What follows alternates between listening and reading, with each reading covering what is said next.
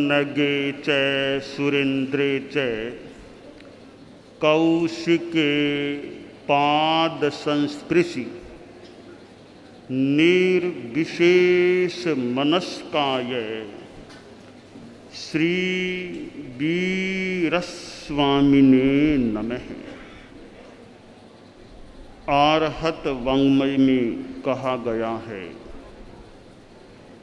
संति एगे हिम भिक्खु हिम गारत्था संजमुत्तरा गारत्थे ही ये सब्बे हिम साहवो संजमुत्तरा। आश्रय। दुनिया में कुछ कुछ गृहस्थ ऐसे होते हैं जो कई कई भिक्षुओं से भी ज़्यादा संयमशील होते हैं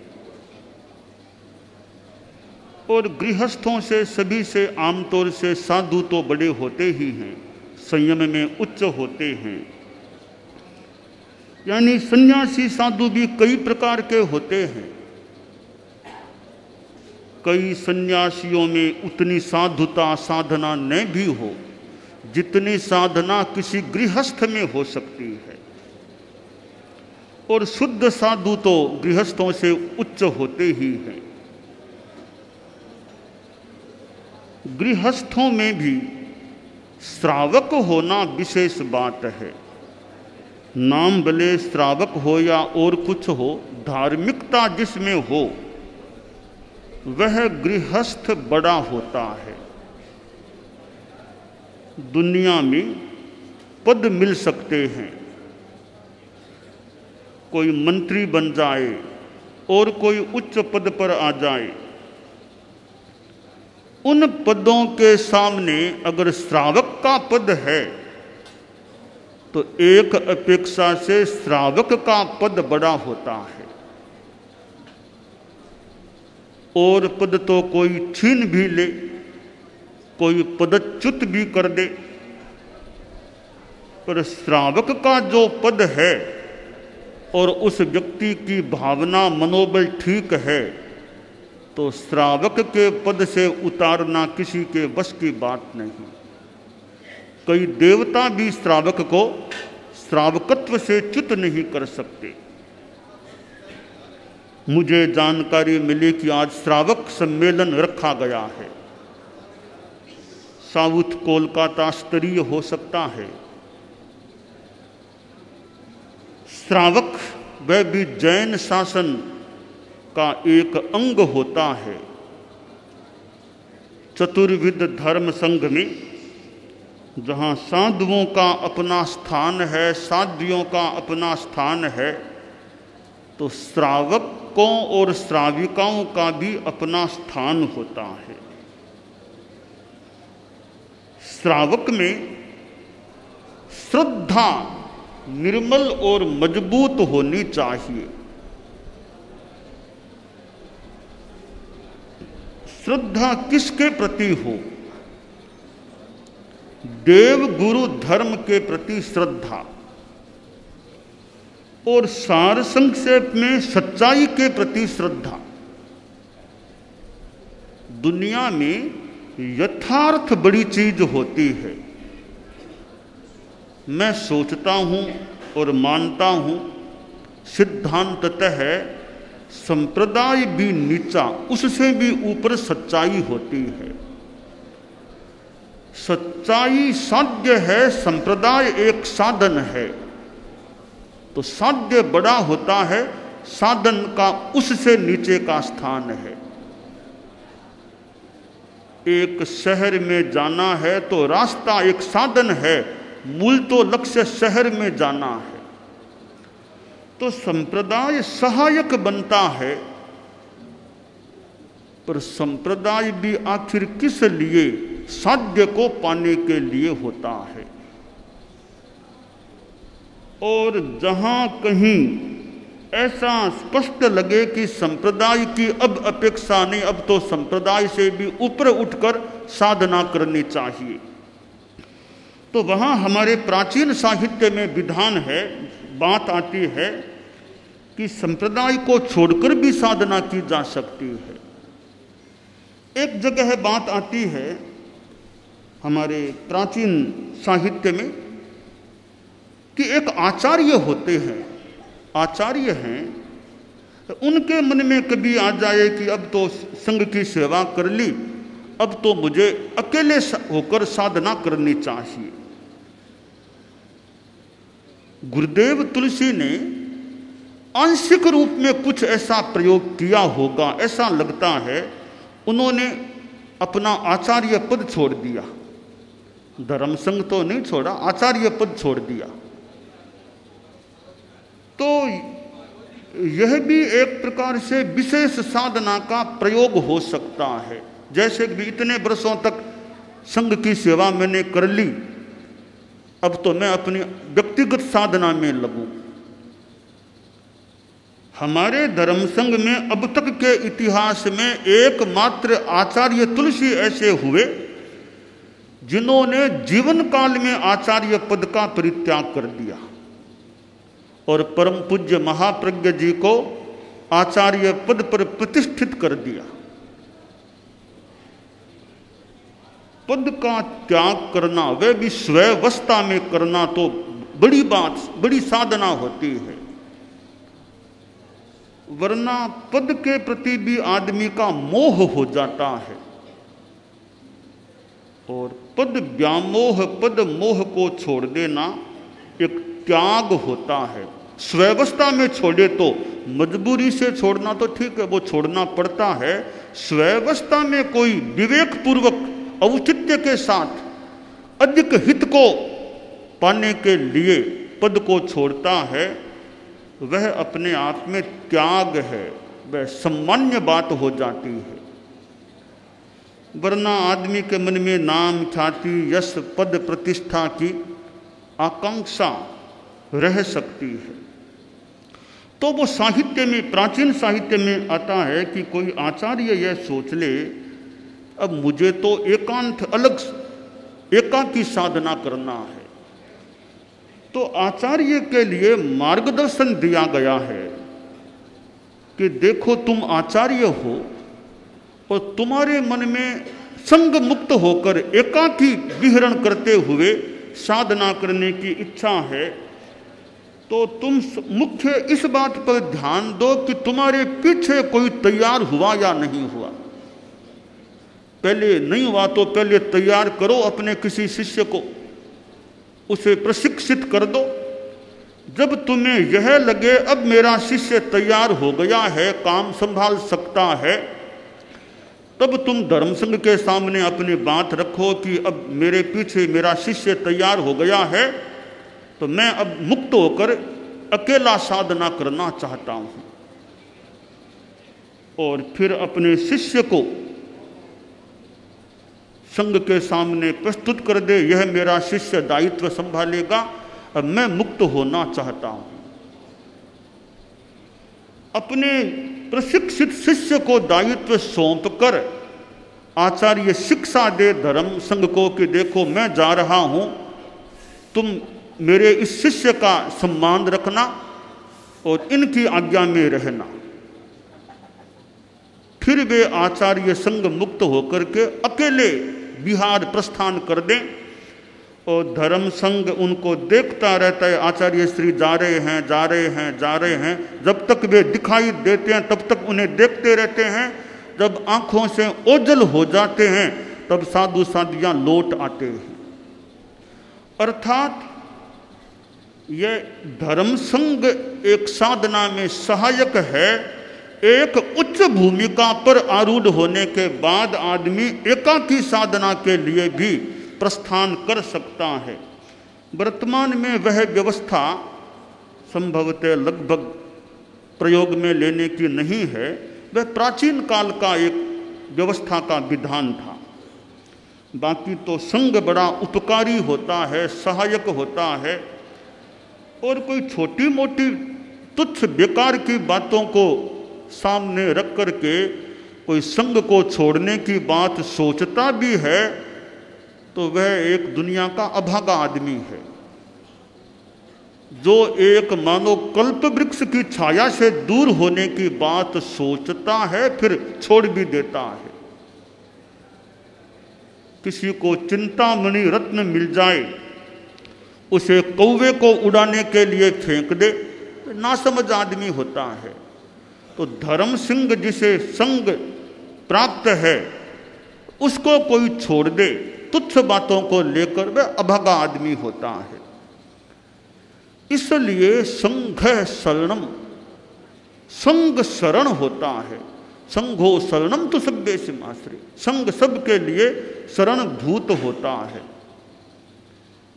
और जिन शासन और भिक्षव शासन की छत्र छाया हमें प्राप्त है, तो हमारे श्रावक श्राविकाएं हैं, उनमें देव गुरु धर्म के प्रति श्रद्धा का भाव पुष्ट रहना चाहिए। हमारे देव वीतराग पुरुष भगवान महावीर हमारे धर्म के देव हैं। वर्तमान के आचार्य गुरु होते हैं। और धर्म केवली निरूपित प्ररूपित जैन शासन, और जैन शासन में श्वेतांबर 13 पंथ हमारा धर्म संघ है। देव गुरु धर्म के प्रति, केवली भाषित धर्म के प्रति श्रावक में श्रद्धा सम्मान अहोभाव रहना चाहिए। जिंदगी भर वह सम्मान श्रद्धा का भाव बना रहना चाहिए। और सच्चाई के प्रति श्रद्धा, तमेव सत्यम निशंकम जम जिनेहिम पवेयम, वही सत्य वही निशंक है जो जिनेश्वर देव के द्वारा निरूपित है। तो यह श्रद्धा श्रावक में होनी चाहिए। दूसरी बात है, श्रावक में ज्ञान, तत्व ज्ञान भी होना चाहिए। सब में सामान्य भी हो, तत्व ज्ञान का विकास करना चाहिए। नव तत्व क्या है, चार गतियाँ क्या है, आदि आदि बातों को जानना चाहिए, ताकि उसकी आस्तिकता का भाव, श्रद्धा का भाव पुष्ट रह सके। ज्ञान विहीन श्रद्धा कई बार अस्थिर हो जाती है। जैसे एक गाय है, गाय को खूंटे से बांध दिया, अब गाय इधर उधर नहीं जाएगी, उस खूंटे के आसपास ही रहेगी सामान्यतया। गाय खूंटे से बंधी हुई नहीं है तो गाय इधर उधर कहीं जा सकती है। श्रद्धा एक गाय है, वह श्रद्धा रूपी गाय अगर ज्ञान के खूंटे से बंधी रहे तब तो वह ठीक एक जगह रह सकती है। ज्ञान विहीन श्रद्धा है तो आज यहाँ कल वहाँ भी वह जा सकती है। इसलिए श्रावक में श्रद्धा के आधार के रूप में ज्ञान होना चाहिए, ज्ञानाधारित श्रद्धा होनी चाहिए। तो श्रद्धा भी हो और साथ में ज्ञान भी हो। तीसरी बात है, श्रावक में आचार भी होना चाहिए, त्याग प्रत्याख्यान भी होना चाहिए। श्रावक है, अंडा मांस मच्छी शराब इनके सेवन से विरत होना चाहिए उसको। होटल में ठहरे, विदेश जाए, कहीं जाए, अंडा मांस मच्छी भोजन का नहीं। और यहाँ तक कि कोई मांसाहार का चम्मच भी हो तो उससे भी दूर, तो वो भी न मिल जाए मेरे भोजन में। और यहाँ तक कि पता चल जाए तो जो दवाई भी मांसाहार वाली हो तो प्रयास यह करना चाहिए, दूसरा विकल्प मिल जाए तो मांसाहार वाली यानी नॉन वेज कोई दवाई हो तो उसके प्रयोग से भी बचना चाहिए। हमने साधु हम लोगों के लिए व्यवस्था है कि जैसे कैप्सूल होते हैं और उनके ऊपरी भाग में भी कहीं कोई नॉनवेज का अंश है, शंका भी है, तो हमारी व्यवस्था है कि साधु साध्वियाँ उनके सेवन से बचने का प्रयास करें। वह दवाई भी काम नहीं लेने का प्रयास रखें जहाँ नॉनवेज का किंचित मिश्रण हो या आशंका हो। तो यह एक शुद्धता शाकाहार की यानी मांसाहार विरति की श्रावक में रहनी चाहिए, एक संयम की बात हो जाती है। श्रावक है आवेश अति नहीं आना चाहिए। आवेश में आकर आत्महत्या की बात सोच ले, दूसरे इंसान की हत्या का प्रयास कर ले, ऐसा आवेश, ऐसा विचार श्रावक में नहीं आना चाहिए। अहिंसा परमो धम्मो, अहिंसा परम धर्म है। हमें अहिंसा के पथ पर चलना चाहिए। आत्महत्या और परहत्या दोनों से विरत श्रावक को रहना चाहिए। नमस्कार महामंत्र का जप कम से कम 21 बार तो रोज पाठ कर लेना चाहिए। कोई विशेष परिस्थिति की अलग बात है, भले वायुयान में तो वहीं पर भी 21 बार का पाठ किया जा सकता है। तो नमस्कार महामंत्र के प्रति श्रद्धा भी और उसका पाठ भी श्रावक को करना चाहिए। और आगे चलें तो संवत्सरी का उपवास, संवत्सरी भाद्रव शुक्ला पंचमी अथवा भाद्रव शुक्ला चतुर्थी को आती है। जिस वर्ष जो दिन पंचमी या चतुर्थी जो भी हमारे धर्मसंघ द्वारा निर्णीत हो, उस दिन उपवास का प्रयास यथासंभव करना चाहिए। और शनिवार की शाम 7 से 8 बजे के बीच समय की अनुकूलता हो, संभाव्यता हो तो सामायिक कर लेनी चाहिए। शनिवार सामायिक का बार, शनिवार को सामायिक का प्रयोग रहना चाहिए। दक्षिण कोलकाता का यह भवन है। शनिवार की शाम सामायिक का क्रम जितना संभव हो सके चलना चाहिए कि शनिवार है तो आज सामायिक करें 7 से 8 के बीच, और यथासंभव 13 पंथ प्रबोध का स्वाध्याय, व्याख्या, संगान जो भी हो सके वह भी होना चाहिए। और कुछ भी किया जा सकता है, 13 पंथ प्रबोध को एक मुख्यता दी गई है। इस प्रकार सामायिक का अभ्यास भी श्रावक में होना चाहिए। तो इस प्रकार का श्रावकत्व हो और फिर साधु साधियों की सेवा उपासना, जितना मौका मिले कि साधु साधियाँ हैं तो संभव हो तो उनका व्याख्यान सुन लें, दर्शन कर लें। रोज न हो तो सप्ताह में 1-2 बार दर्शन कर लें। जितना संभव हो सके साधु साधियों के दर्शन, सेवा, उपासना, व्याख्यान श्रवण का भी लाभ उठाने का प्रयास श्रावक श्राविका को करना चाहिए। और फिर गोचरी की भावना, नियमानुकूल गोचरी की भावना साधु साधियों की सेवा जो उचित हो वह करना, इस रूप में भी श्रावक श्राविका को यथोचित ध्यान रखना चाहिए ताकि श्रावकत्व अच्छा रह सके। साधु साधियों के व्याख्यान श्रवण संपर्क से वो संस्कार मिल सकते हैं, संस्कार अच्छे रह सकते हैं। और छोटे बच्चे हैं उन्हें ज्ञानशाला के साथ जोड़ देना चाहिए। ज्ञानशाला एक अच्छा उपक्रम है, सुंदर कार्यक्रम है बाल पीढ़ी के निर्माण के लिए, ऐसा मेरा मंतव्य है। तो छोटे बच्चों को विधि व्यवस्था के अनुसार ज्ञानशाला के साथ संपृक्त कर देना चाहिए ताकि उन्हें अच्छे संस्कार, अच्छा धर्म का ज्ञान मिल सके। और जो ज्ञानशाला में पढ़ाने वाले प्रशिक्षक हैं, प्रशिक्षिकाएं जो भी हैं, वे भी अच्छी सेवा करने वाले बाल पीढ़ी की, वे भी खूब अच्छे ढंग से बच्चों को संस्कार देने का, ज्ञान देने का प्रयास करें, यह काम्य है। और श्रावक श्राविकाओं में कोई उपासक श्रेणी में आ सके, कोलकाता में अनेक उपासक श्रेणी के सदस्य होंगे, और भी संख्या बढ़ सके तो उपासक उपासिकाओं का भी प्रशिक्षण होना चाहिए, उनको तैयार होना चाहिए ताकि वे आध्यात्मिक धार्मिक सेवा धर्म संघ को दे सके। कोलकाता का चतुर्मास निकट आ रहा है, अब थोड़े ही दिन अवशेष हैं। चतुर्मास का भी लाभ खास करके कोलकाता के श्रावक श्राविकाओं को उठाने का प्रयास रखना चाहिए और ज्ञानात्मक लाभ भी उठा सके और तपस्या का लाभ भी उठा सके। हमने इस बारे में विचार निर्णय भी किया है कि शनिवार रविवार को कुछ कक्षाएं लगें और वे कक्षाएं जो खास करके तो युवा पीढ़ी के हैं, बड़े भी हैं, उनको ज्ञान मिल सके, रोज़ तो आना मुश्किल हो जाए, तो शनिवार रविवार को कक्षाएं लगें। भले रविवार को एक श्रावक श्राविकाओं के लिए, शनिवार को एक आम जनता के हिसाब से, ताकि ज्ञान वृद्धि का एक क्रम बन सके।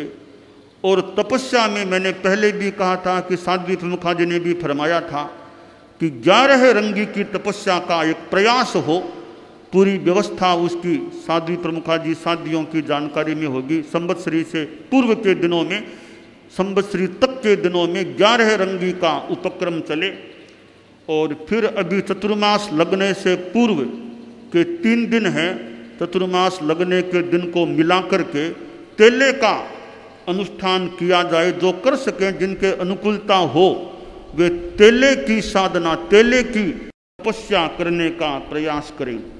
तो इस प्रकार ज्ञान के संदर्भ में भी और साथ में तपस्या के संदर्भ में भी एक लाभ उठाने का प्रयास हो। और भी हमारे साधु साध्वियाँ काफ़ी संख्या में हैं, और भी विभिन्न कक्षाएं, इधर प्रेक्षा ध्यान की क्लास है, वे भी बाइयों के लिए, साध्वियों समरियों जो भी की ओर से, और भी प्रेक्षा ध्यान की कक्षा, विभिन्न उपक्रम चतुर्मास में चलाए जाने संभावित हैं।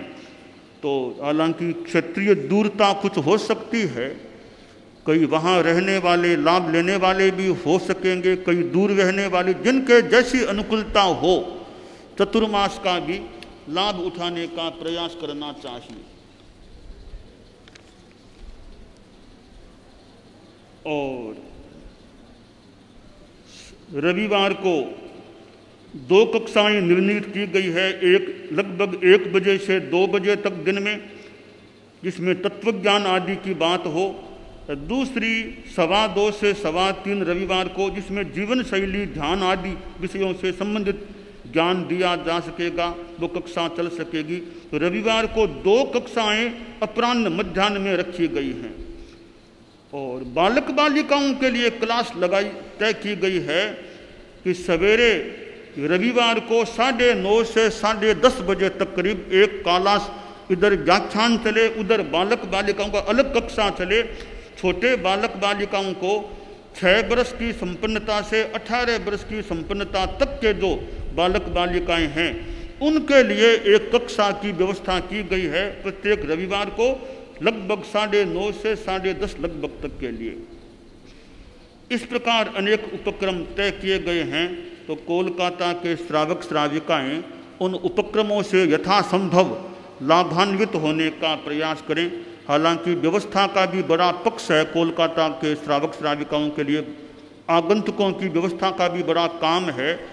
उसको ध्यान में रखते हुए जितना समय निकल सके, और सब लोग तो व्यवस्था में नहीं भी लगे होंगे, तो वे लोग भी इन उपक्रमों से लाभ उठा सकते हैं।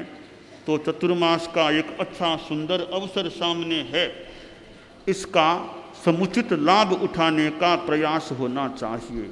और हम 13 पंथ धर्म संघ से जुड़े हुए हैं, यह हमारा कोई भाग्य है, ऐसा धर्म संघ हमें प्राप्त है।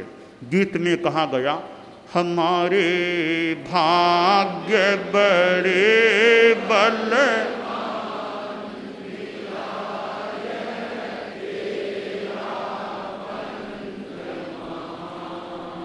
करने जीवन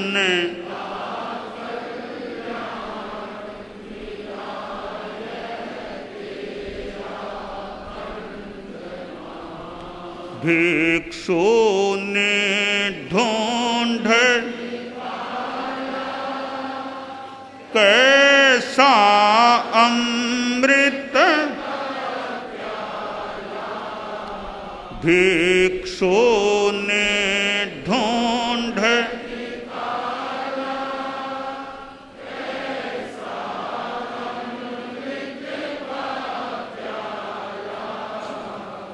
आला धार्मिक जग की शान मिलाय है, आला धार्मिक जग की शान मिलाय है। तो श्रावक श्राविकाएं अपने जीवन में धार्मिकता, आध्यात्मिकता और संघीय निष्ठा को परिपुष्ट बनाए रखने का प्रयास करें, यह काम्य है।